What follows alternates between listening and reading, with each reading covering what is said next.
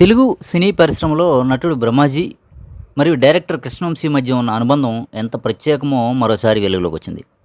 ఓ ఇంటర్వ్యూలో బ్రహ్మాజీ తన సినీ ప్రయాణంలో ఎదురైన అనుభవాలతో పాటు కృష్ణవంశీతో తనకు ఏర్పడిన స్నేహం ఎలా జీవితాంత బంధంగా మారిందో హృదయానికి అత్తుకునే విధంగా వివరించారు. సినీ రంగంలో ఇద్దరు స్ట్రగుల్ అవుతున్న రోజుల్లో జరిగిన ఓ చిన్న సంఘటన వారి మధ్య ఉన్న నమ్మకానికి పునాది వేసిందని ఆయన గుర్తు చేశారు. ఆ సమయంలో కృష్ణవంశీ తీవ్రమైన ఆర్థిక ఇబ్బందులతో 2 రోజులుగా భోజనం చేయకుండా ఉన్నప్పటికీ ఆ విషయం తెలియకుండానే బ్రహ్మాజీ తన దగ్గర మంత్లీ మెస్ పాస్తో పాండీ బజార్లోని ఒక చిన్న హోటల్కి తీసుకెళ్లి భోజనం చేయించారు. ఆ చిన్న సహాయం కృష్ణవంశీ జీవితం ఒక మలుపుగా నిలిచిందని, దాన్ని ఆయన ఎప్పటికీ మర్చిపోలేదని బ్రహ్మాజీ భావోద్వేగంగా తెలిపారు. తర్వాతి కాలంలో డైరెక్టర్గా ఎదిగిన కృష్ణవంశీ తన కెరీర్లో కీలక మైలురాయిగా నిలిచిన నిన్నే పెళ్లాడతా చిత్రం భారీ విజయాన్ని సాధించిన అనంతరం బ్రహ్మాజీకి ఇచ్చిన మాట నిలబెట్టుకున్నారు. తనని హీరోగా పెట్టి సినిమా తీస్తానని చెప్పిన ఆయన ఆ వాగ్దానం నిజం చేస్తూ అవకాశాలు కల్పించారు. అలాగే గులాబీ, సింధూరం, చంద్రలేఖ, ఖడ్గం వంటి చిత్రాల్లో కూడా బ్రహ్మాజీకి గుర్తింపు పొందే పాత్రలు ఇచ్చారు.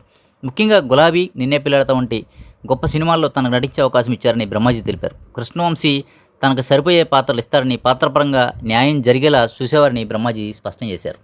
సాయం అందుకున్న వెంటనే మర్చిపోయే రోజుల్లో కృష్ణవంశీ బ్రహ్మాజీ పెట్టిన ఒక పూట భోజనాన్ని తన జీవితకాలం గుర్తుపెట్టుకోవడమే కాకుండా ఆ రుణాన్ని బ్రహ్మాజీతో సింధూరం సినిమా తీసి తీర్చుకున్నారు. బ్రహ్మాజీ పెట్టింది ఒక పూట భోజనమై ఉండొచ్చు, కానీ అప్పటికే 2 రోజులుగా ఏమీ తినకపోవడంతో మర్నాడు తిరిగి వెనక్కి వెళ్ళిపోదాం అనుకున్న కృష్ణవంశీకి మళ్ళీ సినిమాపై ఆశలను పెంచింది పరోక్షంగా బ్రహ్మాజీ అనే.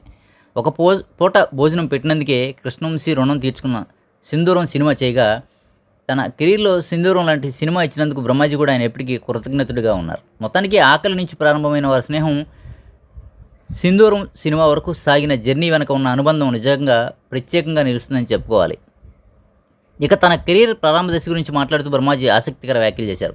చాలామంది దాన్ని కష్టకాలంగా పేర్కొన్నప్పటికీ తాను మాత్రం దాన్ని ఒక అందమైన ప్రయాణంగా భావిస్తానని బ్రహ్మాజీ చెప్పారు. మనకి ఇష్టమైన పని చేస్తుంటే అది కష్టం అనిపించదని ఆయన మాటల్లో ఆత్మవిశ్వాసం స్పష్టంగా కనిపించేలా చెప్పారు. అవకాశాల కోసం ఆఫీసుల చుట్టూ తిరిగినా ఎప్పుడూ అవమానంగా భరించలేదని, అవి సహజమైన ప్రక్రియగా తీసుకున్నానని వివరించారు.